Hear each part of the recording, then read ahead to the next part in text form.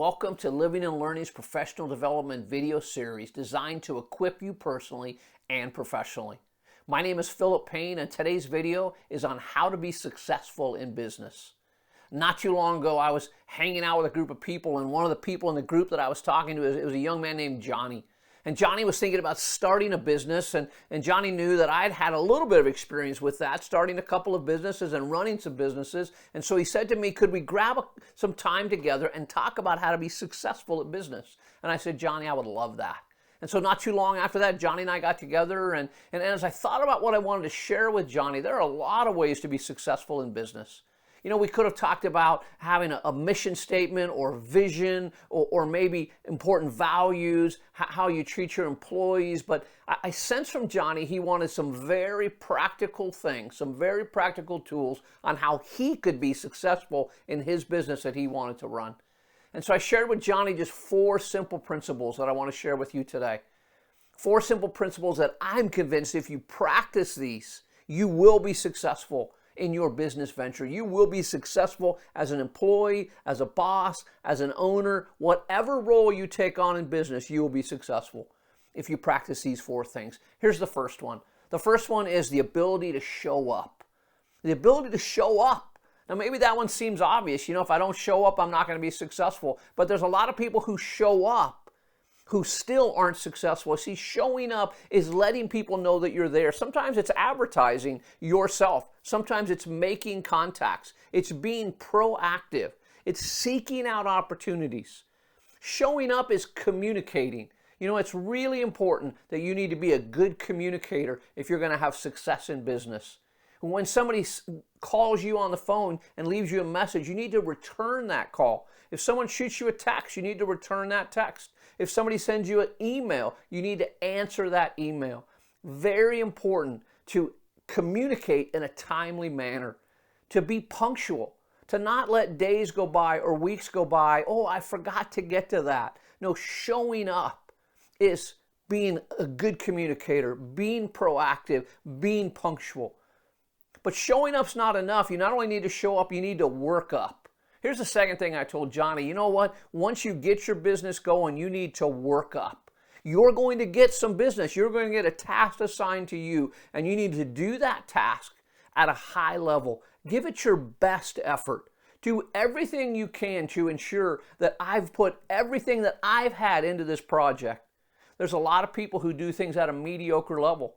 There's a lot of people who do things at a poor level. I would challenge you as you think about working up. When you're given a task, give it your best effort. Not only give it your best effort, but sometimes when you've been handed something, you need to clarify uncertainty. You've been given some instructions or an assignment you're not exactly sure. Instead of faking your way through that, clarify. Ask questions to your boss or to your supervisor and to say, hey, I just want to make sure that I'm understanding what you want from me. It's always a good idea to clarify uncertainty, ask questions. But then once you've been given a task, once you've clarified some uncertainty, you need to use your resource and your initiative to get that project done. Your resource and your initiative. What do you have? Well, how can you work on something with the skill set that you have, the abilities that you have, with the being proactive in your approach? I remember one office setting that I was in, we had an intern, and we were sitting in a staff meeting, and the topic of a huge tree that was just outside our office building came up. And that tree needed to be trimmed, that tree needed to be worked on. And really nobody had any answers. And I remember the next day, the intern who was with us for that summer, she came to me and she said, you know what, after our staff meeting yesterday, I was thinking about that tree. And I Googled tree trimmers in our town, and I found 3 of them, and I've gotten estimates from each of them, and she handed me 3 estimates of 3 different companies who could take care of the problem that we had. What an incredible example of somebody using their resource and their initiative. She didn't wait to sit back and say, well, somebody else can do it. No, she took her resource and her initiative, and she caused it to happen. That girl would have a job anytime she wants it in our company. You need to show up, you need to work up, but you also need to clean up. This is a really important step.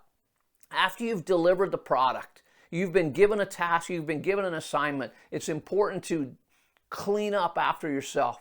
Check in on your results. Part of cleaning up is asking, did I do what you wanted me to do? Have I brought this all the way through to completion? Part of cleaning up after yourself is paying attention to the details. I remember one girl named Sarah. Sarah worked in a coffee shop in Central California. And in this coffee shop, there are a lot of moving parts, as you can imagine. The process, a customer would ask for coffee or a cup of tea, and you're grabbing a jar, you're taking off a lid, you're grabbing a spoon, you're grabbing a cup, you're moving things around. And they had just a little expression in their coffee shop, and that was, do the job from A to Z. And what that meant was, make sure you clean up after yourself. See, if I leave the top off of the coffee canister, someone else has got to pick that up. If I leave dirty dishes in the sink, somebody else has got to take care of that. No, part of cleaning up after yourself is doing the task from A to Z. And so after you've finished your project, you've delivered it, you've checked in on the results, ask yourself a simple question: have I cleaned up after myself? Have I left any kind of mess or anything behind me that someone else is going to have to do? And how can I bring value as an employee, as a boss, as an owner, by cleaning up after myself? So we've talked about showing up, we've talked about working up, we've talked about cleaning up. The last step is follow up. Here's the follow up. You know what? Get in the habit and the practice of saying thank you. Thank you for the opportunity to work here. Thank you for the opportunity to work on this project. Thank you for being a part of this team. Follow up is expressing gratitude. It's also, again, checking in and asking that question, did I meet the expectations of what you had for me?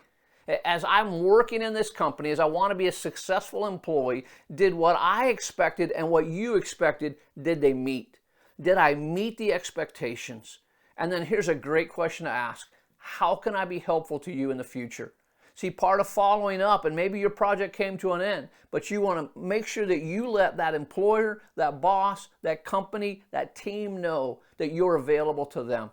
How can I be helpful to you in the future? I'm convinced if you practice these 4 steps, show up, work up, clean up, and follow up, just like Johnny, you will be successful in business. You will be an employee that people want to hire over and over and over again. You will be a boss that people will want to follow. You will be an owner that people want to be a part of your team. Thank you for watching this video. Have a fantastic day.